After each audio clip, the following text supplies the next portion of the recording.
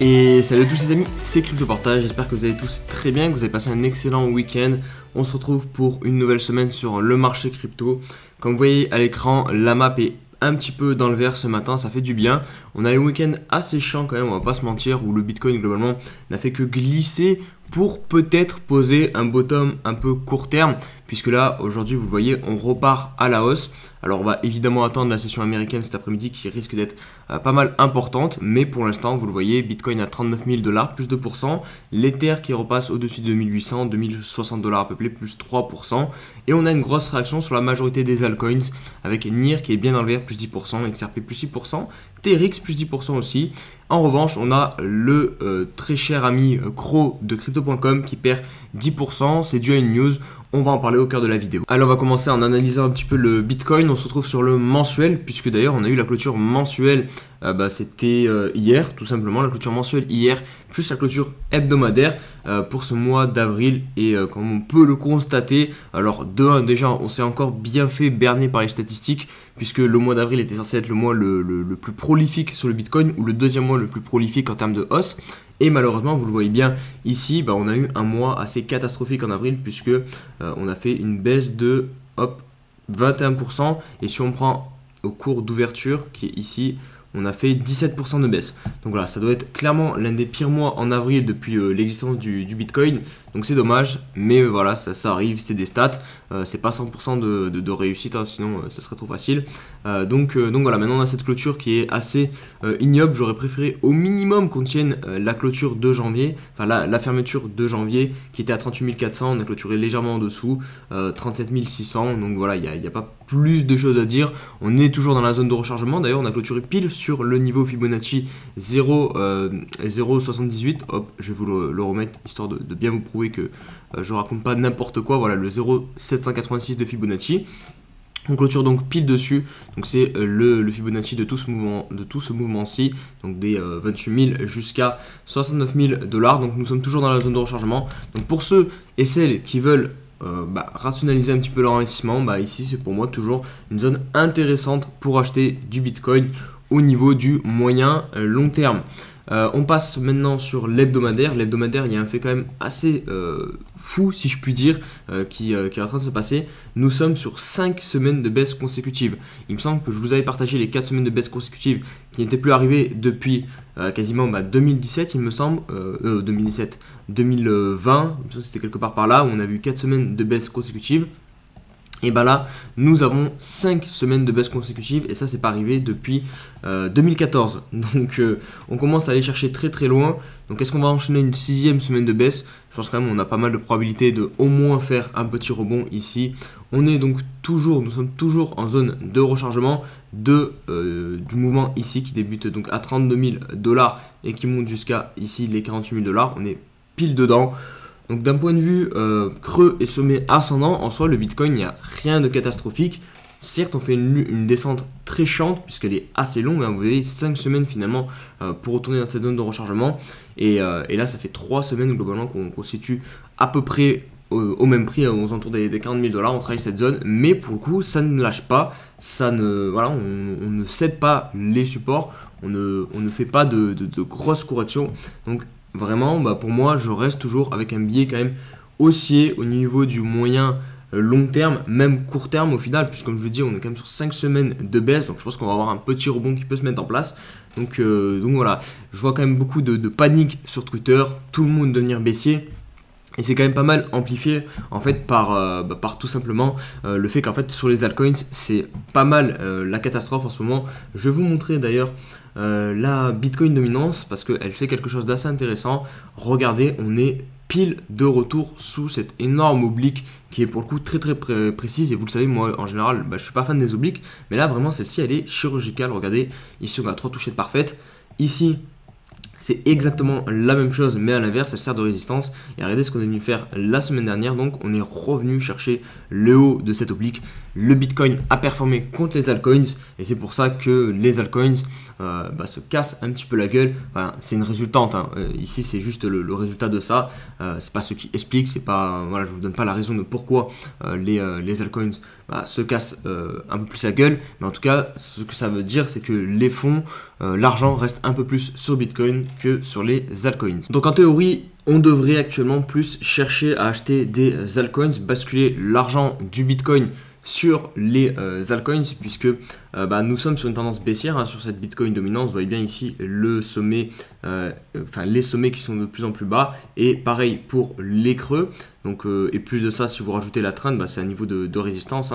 On approche en plus, on est tout proche du dernier sommet. Donc ici, en théorie, on devrait réussir à repousser cette Bitcoin dominance et aller chercher plus bas. Donc avoir des altcoins qui récupèrent un petit peu de liquidité. Mais voilà, ça c'est de l'analyse technique. Derrière, le fondat, ça compte aussi. Et peut-être qu'en bear market, les gros fonds, les gros sous vont préférer rester exposés au Bitcoin et à l'Ethereum à la limite, mais pas aller s'aventurer sur vos shitcoins préférés, enfin sur nos shitcoins préférés. Et ça, il faut le garder en tête. Donc ça, c'est à vous de mesurer si oui ou non on a posé finalement un bottom sur le Bitcoin et Bitcoin va repartir. Et dans ces cas-là, c'est vrai que commencer peut-être à se repositionner sur certaines alts qui ont des structures techniques assez intéressantes, ça peut le faire.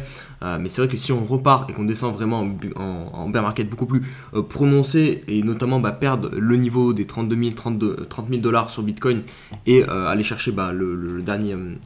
la dernière grosse zone de la peur, ici où c'est un passé entre 25 000 et 30 000 dollars. Alors je sais qu'elle est un peu obvious cette zone, c'est pour ça que moi je pense que personnellement on n'ira pas. Je pense vraiment qu'il y a des gros portefeuilles qui sont en train de défendre cette zone des 30 000 dollars et qui empêcheront le Bitcoin d'aller plus bas, et toutes les personnes qui l'attendent plus bas finalement n'auront jamais l'occasion de rentrer. Mais si jamais on y va, parce qu'on peut y aller, voilà, il n'y a rien de sûr sur les marchés boursiers, et là c'est vrai que les altcoins vont prendre une deuxième grosse claque. Et ça sera très difficile pour vos portefeuilles si vous rentrez maintenant sur les altcoins. Je voulais vous montrer aussi le dollar parce que c'est assez intéressant ce que nous fait le dollar, et pour moi le Bitcoin est hyper corrélé au dollar. Alors je ne sais pas pourquoi ça ne veut pas s'afficher. Hop, allez, affiche-toi s'il te plaît. Bref, je vais faire une petite coupure, je pense, le temps que ça s'affiche. Et voilà, on se retrouve sur notre très cher dollar, donc qui est assez important pour moi, surtout cette zone aux alentours des 100. Donc là on vient de défoncer globalement cette zone. Je pense qu'on a fait un nouveau point haut historique, ou alors on s'est vraiment arrêté de manière très propre pile sur la mèche du 19 décembre 2016 à peu près. Mais globalement vous voyez que là le dollar est vraiment en train de partir en mode parabolique. Donc on peut quand même espérer que toute cette euphorie se calme et qu'on ait enfin une correction au minimum sur cette zone, enfin que la résistance serve ici. Mais attention, parce qu'au final la clôture là elle est quand même assez impressionnante, vu que évidemment on a aussi clôturé le mois d'avril du coup sur ce graphique, et c'est vrai que c'est la plus haute clôture depuis un très bon moment, depuis globalement janvier 2003. On avait eu un dollar, hop, si je remonte même ici au top, on avait eu un dollar en décembre 2001 à 120. Donc là on fait une clôture plus haute que celle de novembre 2016. Donc attention à ce que ça soit pas un breakout de la résistance, parce que pour le coup si on a un breakout de la résistance, ça serait pas top pour le Bitcoin et les crypto-monnaies en général pour la suite. Donc à surveiller ça clairement. On espère clairement que là l'excès, vous voyez le RSI est en train de rentrer en surchauffe. Malheureusement on n'a toujours pas de divergence pour le coup, donc il va falloir peut-être encore attendre, patienter quelques semaines probablement, je vais pas dire jours, mais quelques semaines je pense, plusieurs jours, histoire de voir peut-être une divergence baissière se mettre en place. Ou alors tout simplement il peut très bien retracer directement ici, parce qu'en soi quand le RSI est beaucoup trop en surachat, il n'y a pas forcément besoin de directement avoir une divergence. C'est un indicateur qui montre que l'actif est suracheté comparé à d'habitude, et donc en théorie on devra avoir un retour à la moyenne et donc une baisse se mettre en place un petit peu sur le dollar. Je voulais vous montrer aussi rapidement l'Ether contre le Bitcoin, parce que voilà, c'est quand même les deux actifs majeurs des cryptos, et je sais que pas mal de personnes sont positionnées sur l'Ether, mais vous le voyez, il n'y a toujours pas de changement majeur sur ces deux crypto-monnaies. On a encore la résistance des 0.07, donc là on est sur Ethereum contre le Bitcoin qui a buté, donc l'Ether n'a pas réussi à s'envoler un peu plus et récupérer plus, être plus fort contre le Bitcoin. Donc là on descend et on semble se diriger vers la partie basse, encore une oblique, mais qui est pour le coup elle aussi pas mal pertinente. Vous voyez ici on a eu pas mal de touchettes, pareil pour l'inverse quand ça sert de support, et là on arrive plus très loin. On voit évidemment ce triangle ascendant, Donc est-ce que voilà, est-ce que le chartisme va fonctionner? Là on a déjà eu un premier fake out, en tout cas moi je le considère comme ça. On verra si oui ou non ici on va avoir un nouveau fake out si on casse par le bas ou si on casse par le haut. Et si tu apprécies le contenu que je publie sur cette chaîne YouTube, n'hésite pas à t'abonner directement à la chaîne, me suivre sur mes différents réseaux sociaux et mettre un petit pouce bleu à la vidéo pour aider au référencement. Ça m'aidera beaucoup. Et petite aparté aussi, j'ai sorti pendant le week-end une vidéo spéciale sur le Road to 10K. Je sais que j'en fais pas souvent, donc si tu l'as loupé, n'hésite pas à aller la checker. Elle est ici et en plus, comme tu peux le constater ici, en tout petit, j'ai mis la facecam. Donc voilà, c'est une vidéo un peu plus sympathique, je pense, que d'habitude. Je me suis un peu éparpillé au final de l'analyse du Bitcoin de base, donc on va revenir sur le Bitcoin très rapidement et conclure sur le daily, et je vais vous montrer très rapidement aussi le 4 heures. Donc au niveau du court terme, donc sur le journalier, on est bien baissier, vous voyez qu'on enchaîne les points bas de plus en plus bas. Maintenant on pourra détecter un biseau descendant, hop, donc c'est une figure en général qui casse à la hausse, vous voyez, hop, ici. Alors personnellement je ne les traite pas parce que j'ai trouvé un petit peu obvious, mais bon, en général ça fonctionne quand même pas mal. Enfin bref, je préfère, voilà, je vous la montre, après c'est vous qui faites vos choix derrière, si vous voulez en prendre en considération ou non ce genre de figure. Moi, ce que je noterai un peu plus, de peut-être un peu plus important, je vais retirer la zone d'accumulation hebdo, sinon on voit rien du tout. C'est la mèche ici qu'on a fait, donc à 37 400 $, qui commence à venir gratter un petit peu dans la liquidité ici, parce que je pense que derrière c'est ce gros top qu'on a marqué ici en daily, il y a beaucoup de personnes qui ont mis leur stop loss en longue, et là vous voyez, donc on est venu gratter un petit peu de liquidité sous ces derniers creux évidents. Donc ça c'est peut-être le détail le plus important. Est-ce que ça sera suffisant? Est-ce qu'il y a besoin d'aller chercher encore plus de liquidité dans cette zone-ci? Eh ben, on verra ça dans les prochains jours. En tout cas, au niveau du 4 heures, c'est ce que je voulais vous montrer. On a pour l'instant réussi à marquer un double bottom, un W. Ça faisait un petit moment qu'on n'avait pas marqué un W aussi propre. Le deuxième, le deuxième creux du W était venu globalement rechercher la zone de rechargement du premier creux. Donc là, c'est top. Et ensuite, on repart, il est validé. Donc voilà, on repasse aussi sur le 4 heures. On ne l'est pas encore évidemment sur le journalier. Peut-être aussi venir marquer un W, un fameux W, hop, faire quelque chose comme ça. Mais en tout cas, au niveau du très court terme, on a un petit peu de positif avec ce W sur le 4 heures. Allez, on va maintenant passer un petit peu sur le Fear and Greed et sur Twitter. J'ai pas mal de petites news à vous partager et des petits tweets intéressants. Donc on débute avec le Fear and Greed, donc pour constater le sentiment de marché. On sort très légèrement de la zone d'extrême fear, niveau 28. Mais globalement, voilà, on reste dans la peur. Vous voyez ici, on travaille ces niveaux d'extrême peur. Globalement, le marché a peur, et ça c'est évidemment plutôt positif, parce que si jamais on était sur ces niveaux de prix et qu'on avait de l'euphorie encore, on ne serait pas sorti de l'auberge. Voilà, on peut clairement utiliser l'expression. Donc là c'est quand même plutôt positif, et j'avais ce tweet en complément avec le Fear and Greed d'Alan que je trouve assez intéressant. Et je voulais peut-être déjà partager il y a de ça quelques semaines, mais bon voilà, ça fait jamais de mal de se remettre ça en tête. Donc en 2021, on avait un Bitcoin à 38 000 $ et on était en extrême fear à 90. En 2022, à la même époque, Bitcoin à 38 000 $ et on a un Fear and Greed à 22, donc en extrême fear. Et c'est, comme nous dit Alan, un exemple typique de la psychologie humaine. Et pour lui, c'est la partie qu'il préfère sur les marchés. Et c'est vrai que c'est très intéressant de voir à quel point le switch mental est le prix, puisqu'au final, c'est uniquement le prix qui nous fait ça, parce que voilà, il change au cours du temps. Les structures sont différentes. Voilà, on pourra par exemple parler du W qui a mis à l'épreuve pas mal de personnes sur l'hebdomadaire, ce fameux W qui n'est toujours pas invalidé. Et juste le fait, voilà, de travailler, de faire monter le prix, de faire redescendre le prix, ça fait totalement changer la psychologie humaine, et on se retrouve avec ce genre, on peut dire presque d'aberration sur le Fear and Greed, où on a le Fear and Greed dans l'opposé total juste un an après.